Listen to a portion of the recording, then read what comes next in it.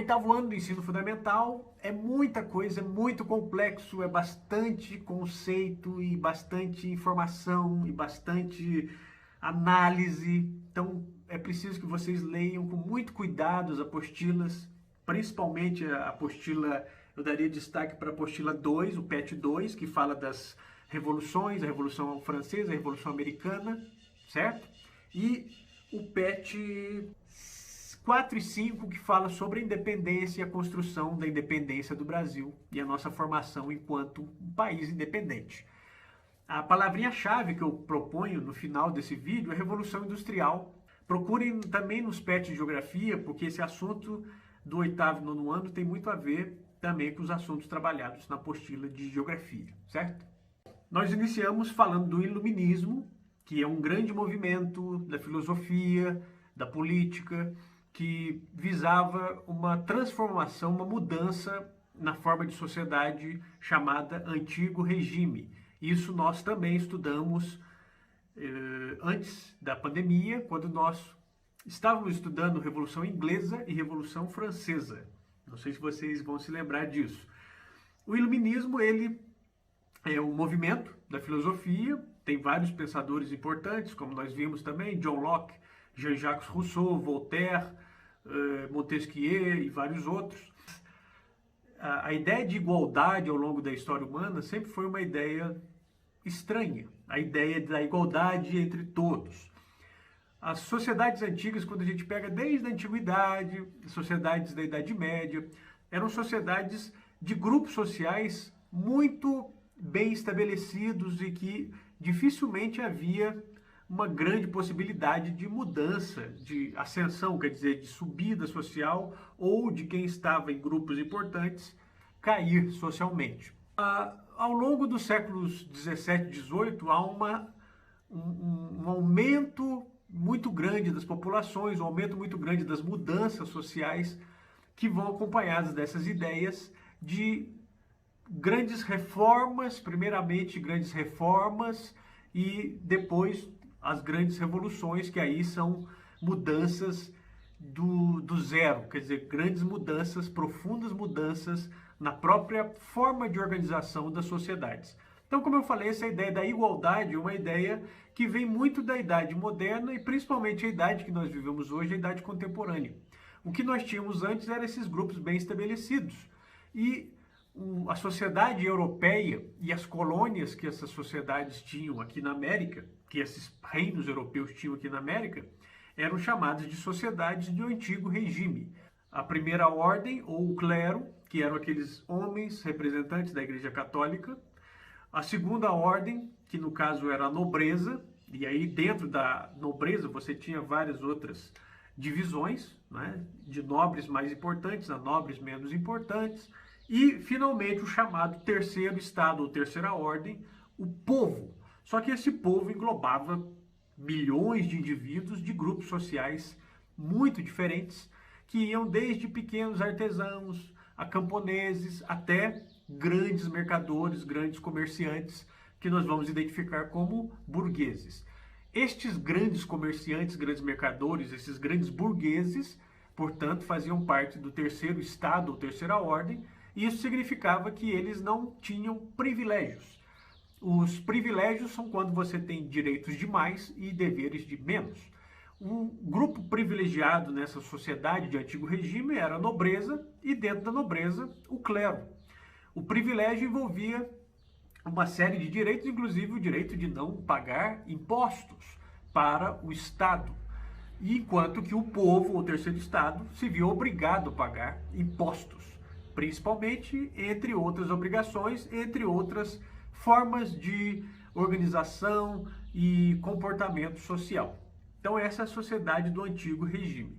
O Iluminismo é uma filosofia que surge como uma crítica em algumas áreas, buscando uma reforma dessa sociedade de Antigo Regime, e em outras áreas buscando algo mais profundo, que seria o fim desses privilégios dessa sociedade de Antigo Regime e o início de uma nova sociedade, que é a base da nossa sociedade contemporânea. Isso também nós estudamos lá no início, também antes da pandemia.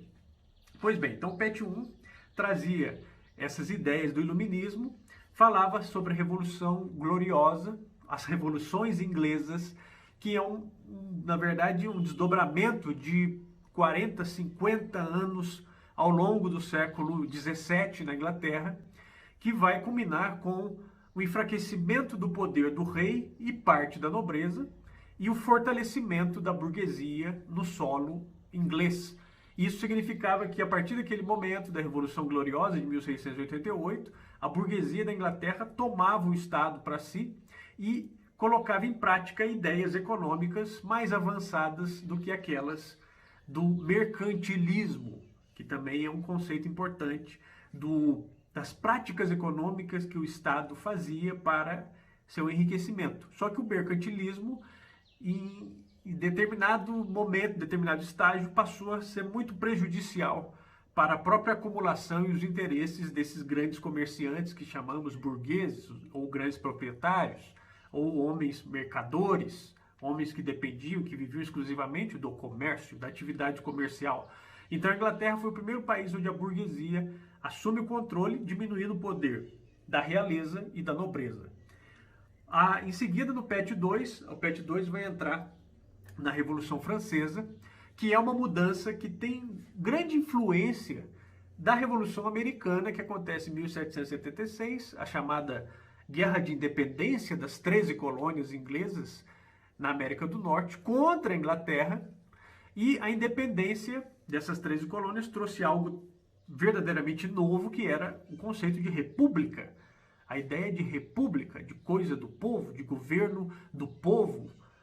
Isso era algo realmente revolucionário para o período, porque não havia no mundo nenhuma república. Então, os Estados Unidos da América foram a primeira república do mundo moderno que inaugura o mundo contemporâneo, já no fim da Idade Moderna, que inaugura o mundo contemporâneo e traz uma série de mudanças importantes na ideia de política, de filosofia, ainda que existissem sérios problemas, como, por exemplo, a escravidão, que não acabou, mas trazia uma série de mudanças importantes. E a Revolução Americana, né, esse movimento que ocorre na faixa norte do Oceano Atlântico, então começa na Inglaterra, vai para as 13 colônias, que seriam os Estados Unidos futuramente, depois volta para a Europa, na Revolução Francesa, a grande Revolução Francesa, que tem os seus momentos de idas e vindas, avanços e recuos, e um documento muito importante que sai da Revolução Francesa e que os iluministas, os filósofos iluministas tinham muito em mente, que é a ideia da igualdade e da liberdade como um direito universal a todos os seres humanos, inclusive, né, por causa da razão. Ou seja, o que nos torna verdadeiramente irmãos iguais, nós todos seres humanos, é a capacidade racional, o uso da razão. Daí essa ideia da universalidade, quer dizer, todos os seres humanos são irmãos porque têm como valores maiores a liberdade e a igualdade. E a Revolução Francesa, ela causa um impacto imenso na Europa, porque a França, que era a grande monarquia, o grande exemplo de monarquia absoluta, do absolutismo, que nós também estudamos, a França cai e a partir daí você tem o início da chamada França Revolucionária, que é um movimento de expansão dessa França revolucionária a outros reinos da Europa, na maior parte das vezes por meio de guerras, mas em outras regiões e outros momentos por meio de acordos com a velha nobreza. Mas isso é uma coisa muito, um detalhe, né, muito específico que a gente estuda passando, né, sem essas grandes linhas. Pois bem, outra influência que essa sociedade de antigo regime tinha muito grande aqui no continente americano é o fato de que nós, no caso o Brasil, por exemplo, éramos colônia de Portugal. Então Portugal é uma sociedade de antigo regime, essa sociedade de antigo regime era transplantada para cá e o que garantiu o domínio, principalmente econômico, de Portugal sobre o Brasil era o chamado Pacto Colonial. Simplificando, seria a legitimidade do rei de Portugal e das autoridades portuguesas em cobrar impostos e elaborar leis sobre o território da colônia do Brasil. Mas também vimos no PET 2 uma série de revoltas que aconteceram aqui contra, principalmente, a cobrança de impostos pela coroa portuguesa. A revolta de Beckman, né? A revolta dos mascates, a guerra dos mascates, a guerra dos emboabas, aqui na região central de Minas Gerais, São João del Rei, não é? Rio das Mortes, a revolta de Filipe dos Santos em Vila Rica. Ou seja, havia também uma série de revoltas e exigências das nossas populações e nossas elites locais com relação a essa política da sociedade de antigo regime e do Estado absolutista português aqui no Brasil. Algumas influências dessas ideias revolucionárias já se faziam presente, principalmente quanto a essa questão do abuso de poder do Estado absolutista e do rei. Ele fala sobre a Revolução Haitiana, que nós vimos, a grande revolta de escravos do Haiti, o chamado haitianismo, que levou à libertação desses escravos e à declaração de independência de uma parte da ilha de Santo Domingo, que de um lado uma parte espanhola, da outra era francesa. A parte francesa era o Haiti, e o Haiti foi o primeiro, né, tirando os Estados Unidos, o primeiro país a se declarar independente, o primeiro território a se declarar independente no continente americano e o primeiro a libertar escravos, o primeiro a acabar com a escravidão.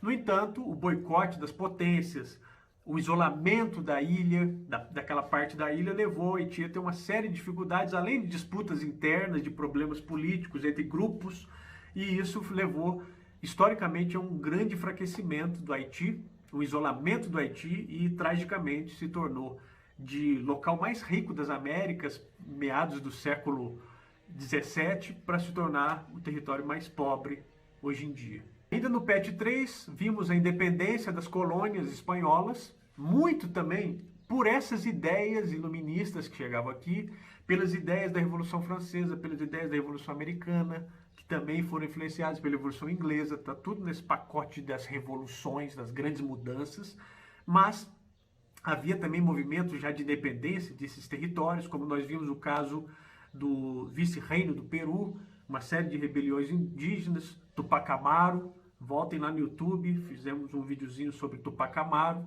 certo? Que era um líder indígena que foi tragicamente morto. E essa independência dos territórios espanhóis veio acompanhada geralmente pela proclamação de uma república para substituir ou no lugar daquelas antigas autoridades espanholas que até então governavam esses territórios. E aí o PET 4 fala do território da América Portuguesa, que somos nós, o Brasil. Um caso muito específico, muito próprio nosso, da nossa independência, que foi sendo construída aos poucos, primeiro com essas revoltas, obviamente, como nós falamos, mais tardiamente a Conjuração Baiana e a Conjuração Mineira, a Inconfidência Mineira, o movimento de Tiradentes, e um momento decisivo que é naquele momento da França Revolucionária, da expansão da França Revolucionária pela Europa, com a liderança do general Napoleão Bonaparte, que também vimos um pouco disso lá em fevereiro e março, a fuga da família real portuguesa para o Brasil e a chegada dessa família real portuguesa constrói e acelera também, de certa forma, a nossa independência pela chamada inversão colonial, um território muito maior, a colônia do Brasil, um território muito maior do que sua metrópole, Portugal, que o reino que aqui, né, governava, economicamente muito mais importante, com um comércio interno bem estabelecido, com um peso muito grande das nossas elites em cada uma das grandes províncias que nós tínhamos, ou seja, havia um cenário muito grande de fatores que levariam à nossa independência, que ocorreu de maneira pacífica, se considerada em relação aos nossos vizinhos, mas com muitas dificuldades em algumas partes do território, por exemplo, na Bahia, o confronto com tropas portuguesas, no Piauí, no Grão-Pará, na região de Belém, ou seja, o reconhecimento dessa independência por parte de autoridades e de militares portugueses. De todo modo, se comparado aos nossos vizinhos, né, a nossa independência pode ser considerada um processo, um movimento histórico mais pacífico. Outro ponto importante, a opção pela monarquia e pela figura de Dom Pedro I visava o estabelecimento de uma certa ordem, a escravidão, a estrutura econômica, a estrutura de terras, a manutenção do território, a unidade territorial da América Portuguesa, para evitar a grande divisão de territórios como aconteceu na América Espanhola. Basta você pegar um mapa da América do Sul e você logo vê que o Brasil ocupa praticamente metade, 47% do continente sul-americano. Então, a opção pela monarquia tem muito a ver com essa questão, né, da manutenção, do medo de uma grande revolta de escravos. Então, houve uma mudança importante, que foi a criação de um Estado Nacional Brasileiro, porém, outras partes da base da sociedade, base econômica e política, em certas regiões, dos grupos que governavam, não foi alterada significativamente. O PET 5 trouxe a ideia, né, o Brasil ao longo do século XIX, a estrutura política do primeiro reinado com Dom Pedro I, a abdicação de Dom Pedro I em 1831, ele vai para Portugal, se torna Dom Pedro IV lá. A instauração da chamada regência, enquanto o filho de Dom Pedro I, Dom Pedro II, tinha 5 anos, era menor de idade, não poderia assumir o trono, e após o período da regência, o segundo reinado. Os conflitos durante o período da regência, os conflitos de território, tinham a ver com esse problema do reconhecimento da autoridade central na nossa capital, Rio de Janeiro, até então. Cada província, algumas muito distantes, até hoje, geograficamente, o deslocamento para algumas regiões é complicado, imagine naquela época. Então, havia aí a questão da construção de um Estado brasileiro que era centralizado no Rio de Janeiro, centralizado não apenas na cobrança de impostos, mas também nas questões políticas. E aí, em muitas dessas províncias havia uma crise de legitimidade e reconhecimento desse novo país chamado Brasil.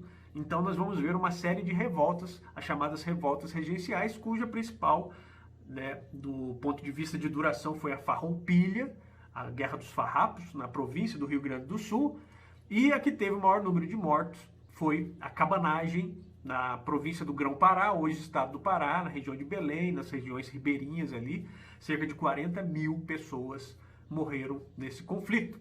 De todo modo, após a regência e com o Dom Pedro II, e aí já no segundo reinado, essas regiões, de uma forma ou de outra, foram costuradas, amarradas ao Império do Brasil, e o Brasil conhece aí, nesse momento, um surto inicial de industrialização, as primeiras ferrovias, e o PET 5 fala sobre a questão do café. A plantinha, né, o produto café passa a se tornar um produto cada vez mais importante na nossa pauta de exportação brasileira e vai ter um peso importantíssimo no nosso desenvolvimento industrial.